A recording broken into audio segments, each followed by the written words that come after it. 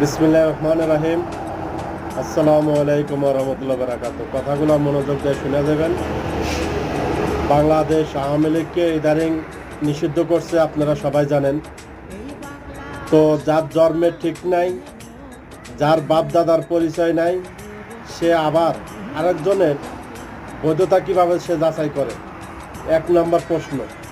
2 নম্বর প্রশ্ন হচ্ছে, বাংলাদেশ আওয়ামী লীগকে নিষিদ্ধ করে কখনো দাবায় রাখা যাবে না।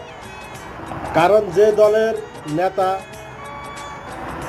জাতির জনক বঙ্গবন্ধু শেখ মুজিবুর রহমান, তিনি কখনো অন্যায়কে প্রশ্রয় দেয় নেই, তিনি কখনো অন্যায়ের কাছে মাথা নত করে নেই।